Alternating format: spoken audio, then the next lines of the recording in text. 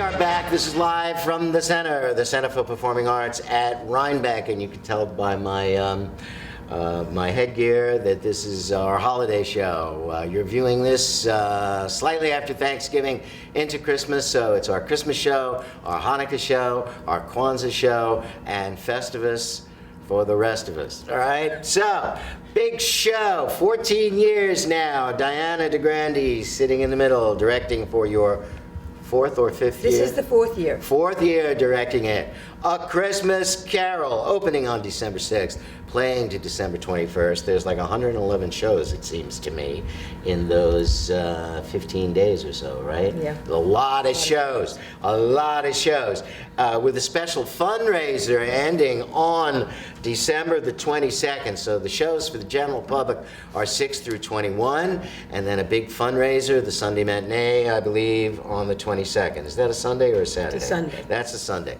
So our 3 p.m. show, it's a Christmas party.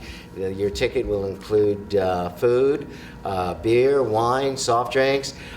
Santa may show up, and there'll be a carol sing-along, and we'll hand out, all the lyrics, because not all of us know all the lyrics to every Christmas carol, every written. And how many Christmas carols are in this show? Like 33, Oh, right? quite a few, yeah. Yeah, 33. So Diana's been doing it for 4 years. It's 14 years now. This is your first year. This is Georgia Weinstein. Georgia is continuing a sort of a tradition. Sometimes Tiny Tim is a boy, and sometimes Tiny Tim is a girl. And this year you're Tiny Tim. This is your first show with us. Yes. Yeah, how did you get here? How did you find out about the center? Well, basically, how I first found out about here. Yeah. Well, I was just basically looking places for summer camps, and then I found a summer camp here with Diana, and I decided to attend it, and now Now you're in a show. Yeah. She was in Frozen Junior. She played young Princess Anna. So Kids on Stage. Kids on This is Stage, the summer. right? And she was Olaf, and she was fabulous. Great. was Were you working on that too? I was not working on that. I did come to see it though, and it was fantastic. This is Katie Beth Anspach. Katie Beth has been in 100 million shows here. Last big show was Secret Garden, in which you were fabulous. And were you in something after that? I was in Matilda. after In that. Matilda as well. And Katie Beth also works in our box office. But this year she's playing Alice, Scrooge's long lost love. So how many shows have you actually done here? I think I've lost count, but it has to be somewhere around 16 or 17. Yeah, at least. At least. Did you do Kids on Stage too? I didn't. You did not? No. And when did you start working here? 7 years ago. How old were you then? I was 10. Ah! You and your brother were in that Shakespeare class I taught. Yes, our first show was A Christmas Carol. Was it really? 7 years ago. 7 years ago. Yeah. My goodness gracious. So, what do you got planned coming up after this? Anything? Nothing much, no. No. And you're going to school now? Yes. You're a senior? No, I'm a sophomore in college. You're a sophomore in college, that's right, because you were homeschooled. Yes. And then you did extended courses. Wow. So, where are you going to college? SUNY Ulster. Oh, you enjoying it? I am. Yeah, what are you studying? Early childhood education. Ah, well, you should come and work here, and you can work with the staff, because we're all early children. All right. So, Diana, you've been here since what, 1999, 2000? Yeah, 2000, I think. 2000. Agnes of God was your first show, right? It was the first show that I They produced. Your first show My that you first were show in. was in The Man Who Came to Dinner. That's right. Well, that was 98, wasn't it? Or 99? I don't remember. I think it might was- have been 98. I think it was the Christmas of 1998. We Yeah. had just opened. Yes. Yeah. Yeah. You were Mrs. Stanley. I was. That's right. I remember it well. I directed the show. That's how I remember. And yeah. And when I was in it too, I wound up playing lots of different people because we lost people. How many shows have you done elsewhere other than Frozen, and now you're in this? So you do theater in school? Well, in third grade, I've actually done one school musical. What was that? Well, it's just something that it was just called Space Pirates, and it was just not really. But you have a drama shirt on. Yes. Where did you get that? Here. Is that what we gave away? I run the place, but I don't know what we do. It says it on the back, the Center for Performing Arts at Rhinebeck. Well, there you go. So, what's special about this Christmas Carol, if anything at all? What is the deal? Well, every year is special because we always have new faces on stage. Right. And veterans, his faces on stage. Right. But it's, it's Christmas. It's a classic, and it's upbeat. Yeah. And it's got a great message. Yeah. And the cool thing about our production, if you haven't seen our production, is that it does indeed feature, I believe, Joe, 34 Christmas carols? Approximately Yeah, how many? 34 or 35? I don't. That's Joanne Schubert sitting over there. She's our musical director, and I put her on the spot, and she doesn't know how many there are. But I think there are 34 or 35 Christmas carols in a show that's about 80 minutes long. And what happens is we have all the traditional carols, but each character sings a carol that is appropriate to both the situation and Dickens' character. So it works really, really well. And the carols are all period. And they're all period carols. Yeah. No Rudolph the Red-Nosed Reindeer or Santa Baby, none of those things. It's all, We Wish You a Merry Christmas, What Child Is This, Barbara Allen, which isn't a traditional Christmas carol, but it's an air that is frequently used in productions of the period. God Rest Ye Merry Gentlemen, Ding Dong Merrily on Hot, you name it, Silent Night, all the big ones, they're all in there. So this show opens on December the 6th. It plays to the 21st. The shows are at 8 p.m. on Friday and Saturday, except on December 14th and December 21st, those Saturdays, the shows are at 3 o'clock, and there are always 3 o'clock Sunday matinees. You really have to call the box office, 845-876-3080. And as of today, we've changed, the day we're taping, we've changed our box office hours. Box office hours are now Wednesday, Thursday, Friday, Saturday from 10 a.m. to 5 p.m. So you've got a lot of time in which to call to make a reservation. So 845-876-3080. Tickets for this show are $27.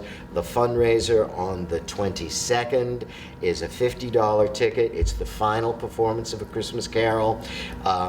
You'll have carols, sing-along, drinks, beer, wine, soft drinks, water, and Christmas goodies, and Santa Claus will show up. Does that sound like fun? It does. So, what grade school are you in? I'm in 5th grade. You're a 5th grader. So, what are they teaching you in 5th grade? A bunch of different stuff. Like what? Like what kind of math are you getting? I'm not very sure. It's a lot. It's a lot, but 2 plus 2 is still 4. Yes. Okay, great. And where do you go to school?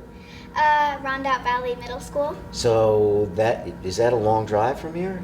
About 30 minutes. 30, that's not too long. What town do you live in? I don't know. What town do you live in? Cottikill? Cottikill, New York. Cool. And Diana, you're in Hyde Park. Yes. And you're in Red Hook. I'm in Tivoli. Oh, that's right. You live in my town, Tivoli. We're both in the same town. Yeah. She lives like 3 blocks away from me. You're on Broadway. Yes. Yeah. I'm right off of Woods Road. Yep. Yeah. We run into each other. I see her mom and her brother. And her brother used to work here quite a bit. Where is he now? What is he doing? He's in SUNY Geneseo studying musical theater. Yeah, cool. Yeah. Very cool. All right, so Diana, what do you got coming up after this? You're not doing anything until the Shakespeare Festival. Shakespeare in Love. On the Globe. On the Globe. We're auditioning that in January, and it will appear the end of April, beginning of May. And you're directing that. Kevin's directing Oh, that. Kevin's directing Yeah. it. You're producing it. I'm producing it. So for those of you who don't know, this is a play written from the It's film. written from, it's adapted from the screenplay, Shakespeare in Love, which won 7 Academy Awards as a Yeah. film, including for Best Screenplay. Best screenplay. Yeah. That's like a 20-year-old movie, right? Yes, At least. yes. But it's a classic. Well, wait, see, it is a classic. So who all was in it? Jeffrey Rush and who else? Colin Firth, Yeah. Gwyneth. Gwyneth Yeah. Paltrow, Joseph Fiennes. Right. A lot of people. Yeah. A lot of people you see on BBC. Yeah. Right? If you watch Game of Thrones people, there are a lot of Game of Thrones actors in Shakespeare in Love. So this show, December 6th through the 21st, please come. $27.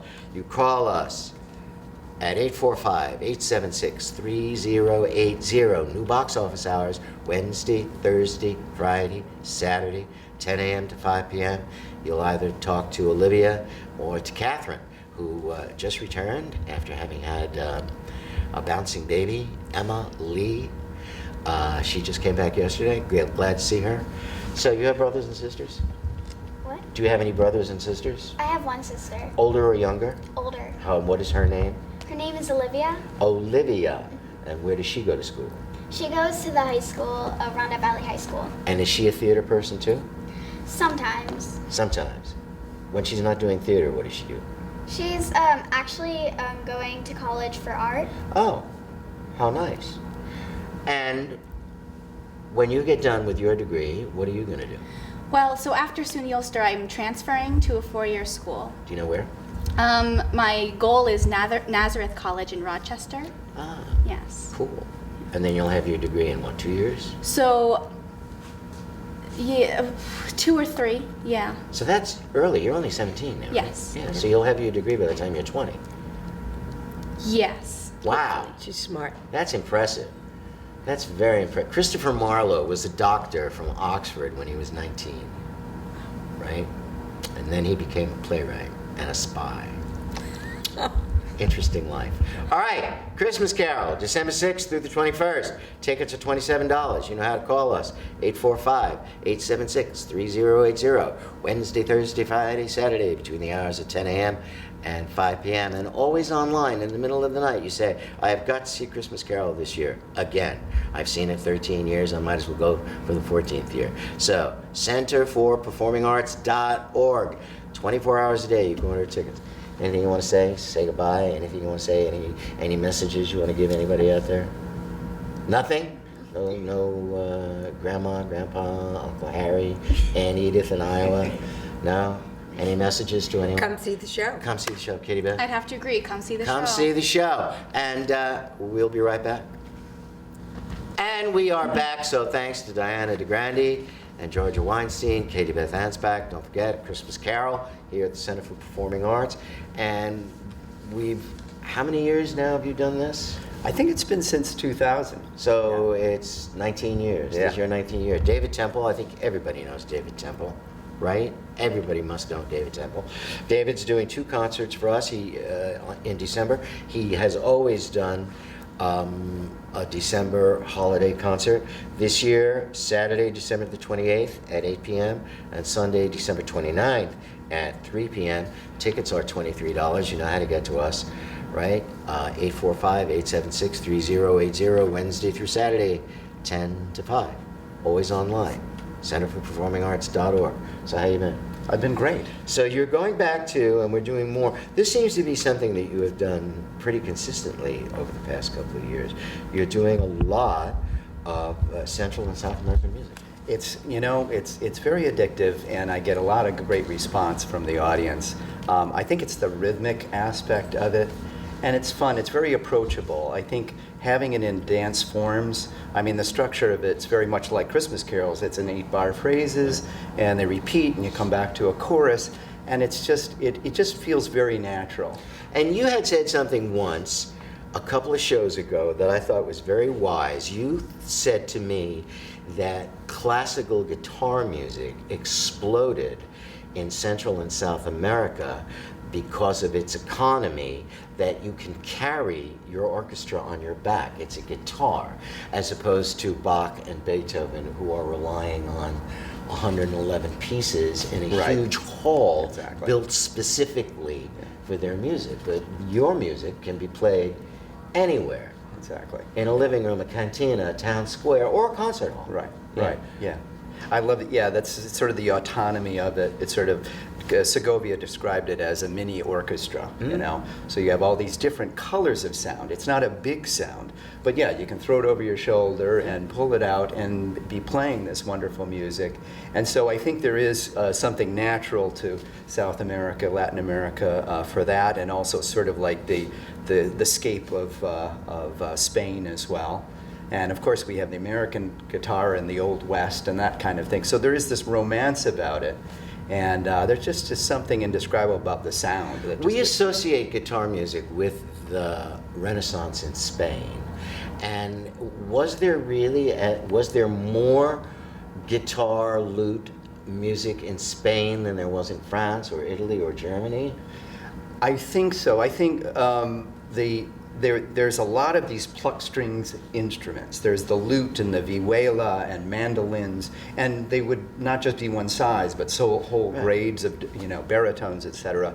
And I think we think of the piano as being the sort of go-to instrument now, but keyboard was not always in that situation before. And the harpsichord was definitely coming up. And you have keyboard instruments in Spain as well.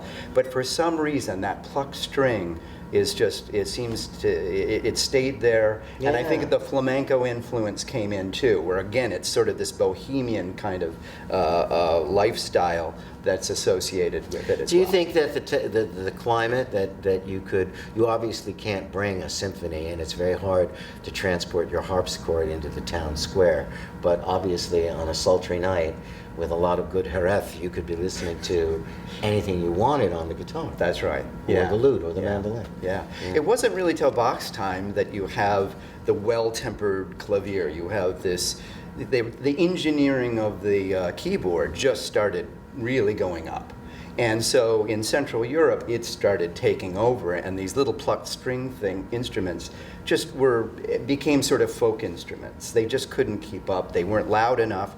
They were a pain in the neck to keep tuned.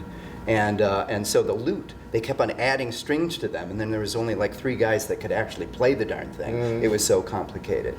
Yeah, and has there always, I know in the 60s, there was not quite a stigma, but a little bit of a stigma about guitars and guitar players. Guys on subways with guitars were hippy-dippy radicals, and guys with electric guitars were dope-smoking rock and rollers. Right. And they really were never considered to be serious musicians. Right. They were just like, And it's not funny important. because right about the same time, Segovia was bringing out this instrument that was looked down in that way onto the main concert stage. And it's taken time, but over the next few decades, it starts making its way into music schools where you have a guitar staff on hand. And that's really a relatively new phenomenon. Do you have we were talking, do you have a favorite like rock guitarist, or do you have any of the pop bands? Do you like anybody particularly? Well, the funny thing is because I have students that really, they don't really know what classical music is. And I didn't choose classical music as a real young person. I went that direction because I liked the complexity of it. I liked the finger picking. So still like, tunes like Dream On, where it has this whole like acoustic solo at the beginning, Stairway to Heaven. You can't get through the door if you can't play the opening to Stairway to Heaven on guitar.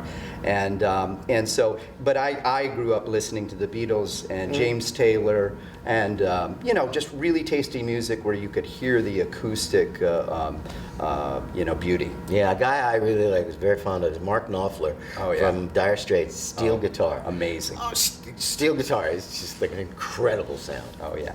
Incredible Yeah, sound. yeah. And really subtle and really Yeah. tasty everywhere. Yeah, it's really good. Yeah. All right, so David Temple in concert, exploring the music of Cuba, Spain, Brazil, Argentina, Paraguay, and more on December the 28th. That's Saturday at 8 p.m. and Sunday the 29th of December at 3 p.m. Tickets are $23. You call us, 845-876-3080. Wednesday, Thursday, Friday, Saturday, 10 to 7. Online, 24 hours a day, centerforperformingarts.org. We're going to go blank for a second, and we're going to come back. We're going to hear some Christmas carols, and then we're going to hear David give you a sampling of what he's going to be playing in December. So thanks very much for being here. My great pleasure. We'll be back. 3, 2.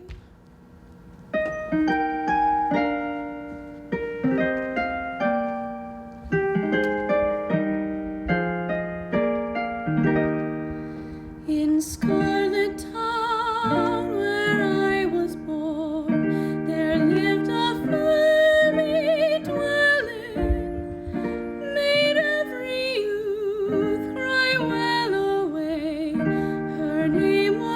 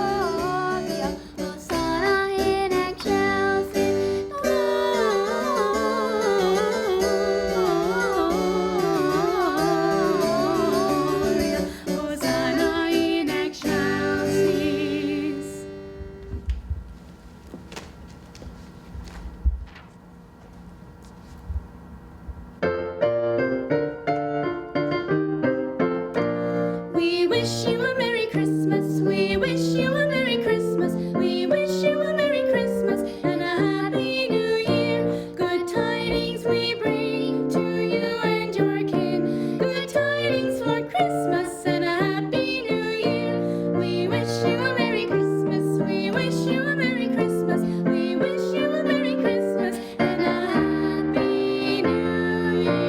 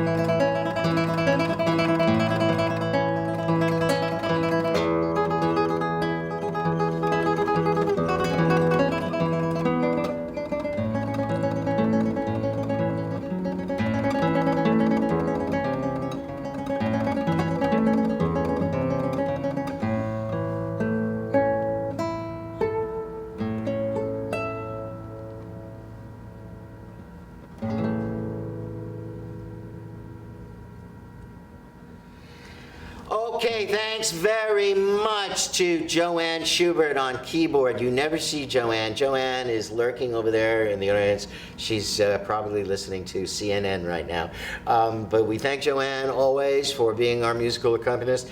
Thanks for Georgia and Katie Beth for singing Christmas carols. Thanks to David for giving you a sampling of his concert in December. So don't forget, Christmas Carol from December 6th through 21st with a fundraiser on the 22nd. David Temple on Saturday, December 28th, Sunday, December 29th. That's our show, and we'll see you in 2020. Bye-bye.